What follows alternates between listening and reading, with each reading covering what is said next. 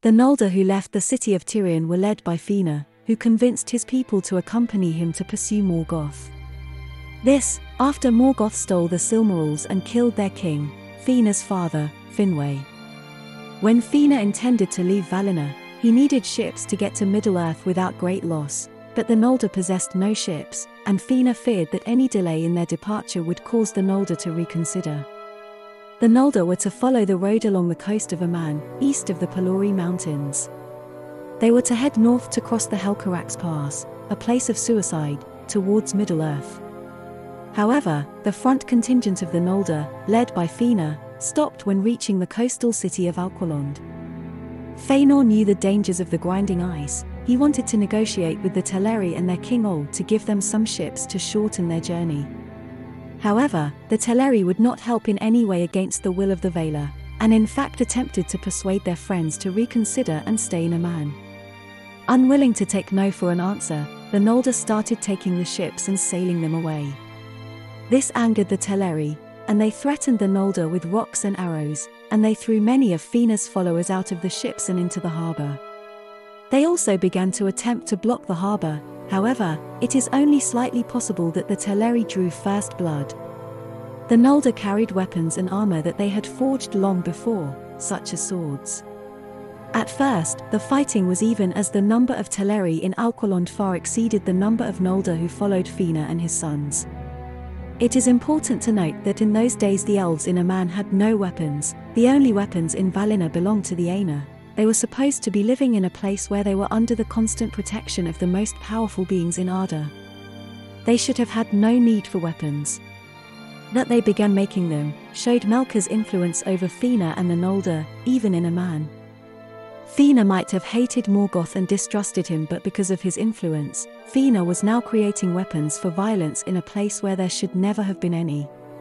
What's more, since Melkor had not fully revealed his evil nature to the elves at this time, it was unclear exactly who these weapons would be used against.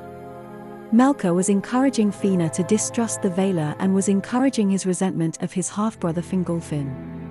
The only reason the Noldor had weapons was because Morgoth taught them the art, which backfired on him, for now they had the forges necessary to challenge him in battle. But the Teleri had no armor nor weapons, only rocks and their hunting bows.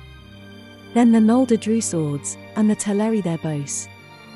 But then the second host of the Noldor, led by Fingon, arrived together with some of Fingolfin's people. Misunderstanding the situation, they assumed the Teleri had attacked the Noldor under orders of the Valar, and they joined the fight. Elven blood was shed by elves in what would be later known as the First Kinslaying, or the Battle of Alqualonde. The Kinslaying did not go unnoticed. Amaya, the spouse of Os, called the Lady of the Seas, wept for the mariners of the Teleri, and the sea rose in wrath against the slayers, so that many of the ships were wrecked and those in them drowned. Her hair is said to spread through the waters of all the world's oceans. Nonetheless, the greater part of the Noldor escaped, and when the storm was past they held on their course, some by ship and some by land, but the way was long and ever more evil as they went forward. They came at length to the northern confines of the guarded realm, upon the borders of the empty waste of Araman, which were mountainous and cold. There they beheld suddenly a dark figure standing high upon a rock. Some say he was Mandos himself, placing a terrible curse. In the Book of Lost Tales, an early version of the doom of Mandos is spoken by a servant of Mandos, who saw the exiled Noldor as they journeyed towards the Helcarax. He foretold of evil things to come, and ended with the words, "Great is the fall of Gondolin." The doom of Mandos, also called the doom of the Noldor, the curse of Mandos, and the prophecy of the North, was the judgment of the Valar, believed to have been spoken personally by Mandos, pronounced on the Noldoran elves who carried out the kinslaying at Alqualonde in Eldamar. "Tears unnumbered ye shall shed, and the Valar will fence Valinor against you, and shut you out, so that not even the echo of your lamentation shall pass over the mountains. On the house of Feanor the wrath of the Valar lieth from the west unto the uttermost east, and upon all that will follow them it shall be laid also. Their oath shall drive them, and yet betray them, and ever snatch away the very treasures that they have sworn to pursue. To evil end shall all things turn that they begin well, and by treason of kin unto kin, and the fear of treason, shall this come to pass.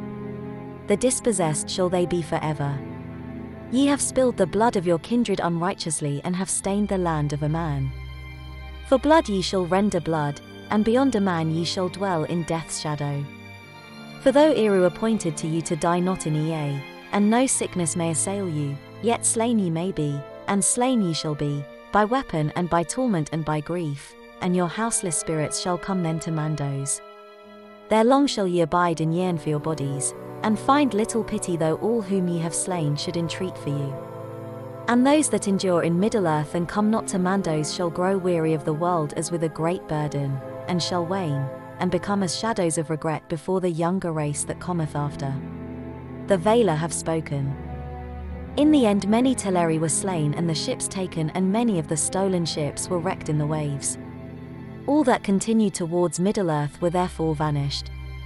The act also had repercussions in Middle-earth when the Sindar, especially those of Doriath, learned of it. This cost the Noldor the aid of the Sindar in their war against Morgoth. The Sindar king Thingol barred those of the house of Feanor, or any others that took part in the kinslaying, from entering his kingdom. He also forbid the use of Quenya in his domain. The pronouncement of this doom was the immediate cause for the full repentance of Finarfin, already reluctant to proceed, and his followers, and their return to Tirion. There they asked and received the forgiveness of the Valar. Hey guys, that is all for today's video. Don't forget to like and subscribe for more Middle-earth lore as we continue with our Wars of Beleriand series. See you soon.